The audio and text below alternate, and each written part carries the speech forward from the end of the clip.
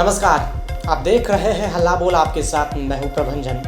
जय जवान जय किसान। जी हाँ, अगर ये नारा सुनकर आपको भारत के दूसरे प्रधानमंत्री लाल बहादुर शास्त्री जी याद आते हो तो आप बिल्कुल सही हैं। आज बात उस महज 17 महीने के प्रधानमंत्री की जिन्होंने अपने नेक कामों के लिए इतिहास याद करता है, लेकिन उनका मृत्यु आज भी अनगिनत सवाल खड़ा करता है।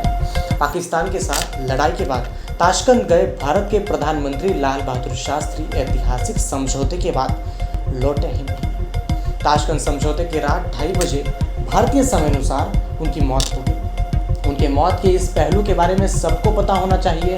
आज कहते हुए काफ़ी दुख होता है।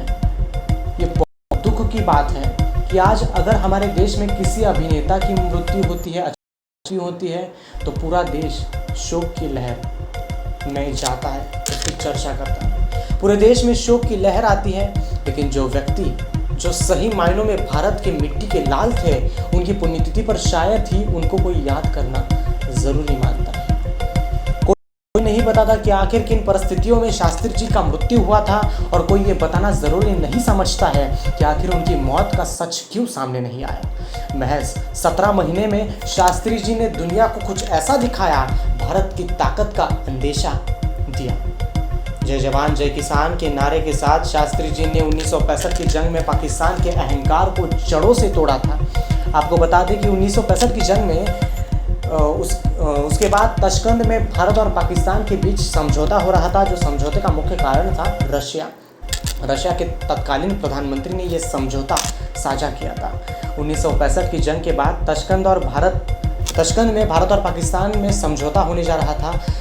उसी रात, इस ऐतिहासिक समझौते की रात, भारत के प्रधानमंत्री की मृत्यु कितनी संदेहास्पद है, यह आप अंदेशा लगा सकते हैं। मौत कैसे हुई, इसके बारे में आज तक कोई पुष्ट जानकारी नहीं मिली। इसलिए आज हम शास्त्री जी की मौत को अपने लेंस से देखेंगे। रात 2 बजे तत्कालीन प्रधानमंत्री लाल बहादुर शास्त्री जी अचानक उन्होंने अपना दम तोड़ दिया। ताशकंद में भारत और पाकिस्तान के बीच हुए समझौते के बाद अचानक हुई इस मौत का कारण आज भी तमाम सवाल खड़े करता है। उस वक्त कहा गया कि शास्त्री जी को दिल का दौरा पड़ने से उनका मृत्यु हुआ है, लेकिन आपको बता दें कि हैरान करने वाली बात यह है कि प्रधानमंत्री का पोस्टमार्टम नहीं किया गया। क्या यह संदेहास्पद नहीं है? भारत जैसे बड़े देश, लोकतांत्रिक देश के प्रधानमंत्री की मौत किसी विदेशी देश में होती है और उनका पोस्टमार्टम नहीं किया जाता, ना ही ताशकंद में ना ही दिल्ली में, ये हमेशा सवाल खड़ा करता है और करना भी चाहिए। रात के वक्त भारत का तिरंगा ताशकंद में लहरा रहा था और वही हमारे प्रधानमंत्री भारत के लाल दम तोड़ रहे थे।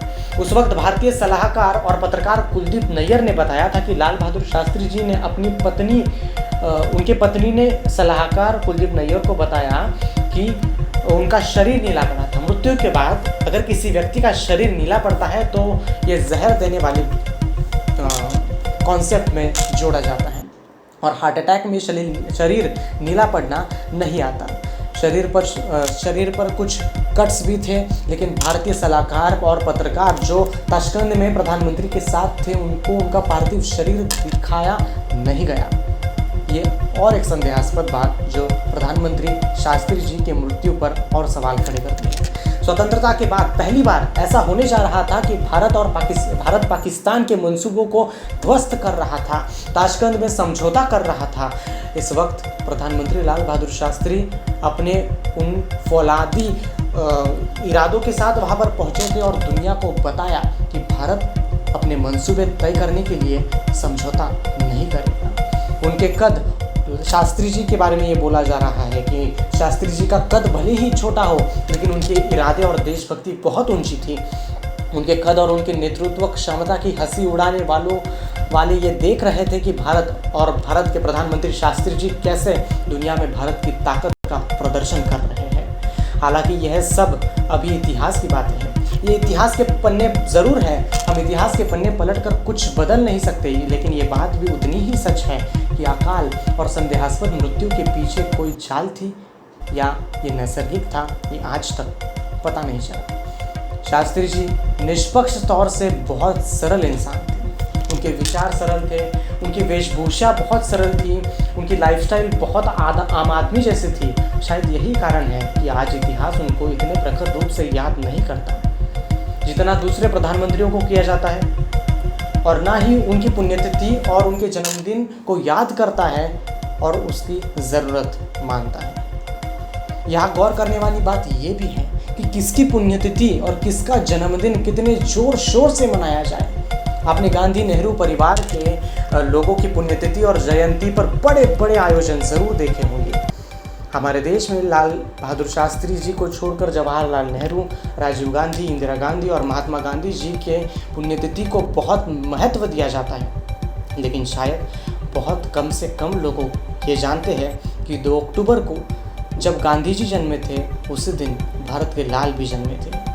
उन्होंने भारत के हित के लिए कई ऐसे काम किए और बतौर प्रधानमंत्री उन्होंने सर्वोच्च बलिदान दिया, लेकिन आज इतिहास उनको याद करने से इनकार करता है।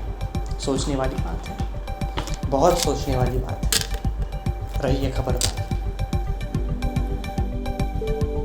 शास्त्री जी का नाम आते ही हम भारतवासियों के मन में एक असीम श्रद्धा का भाव उमड़ पड़ता है।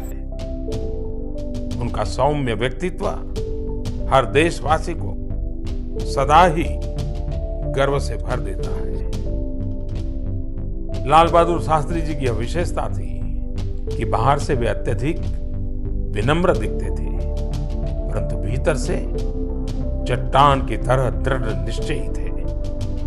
जय जवान जय किसान का उनका नारा उनके इसी विराट व्यक्तित्व की पहचान है। राष्ट्र के प्रति उनकी निस्वार्थ तपस्या का ही प्रतिफल था कि लगभग 1.5 वर्ष के संक्षिप्त कार्यकाल में वे देश के जवानों और किसानों को सफलता के शिखर पर पहुंचने का मंत्र दे गए। कहते हैं कि लाल बहादुर शास्त्री जी खादी के पुराने या कटे फटे वस्त्रों को भी इसलिए सहज कर रखते थे क्योंकि उसमें किसी का परिश्रम छुपा होता है। देश से लगाव और देशवासियों को प्रेम की यह भावना छोटे से कद काठी वाले उस महामानव के रग रग में रची बसी थी।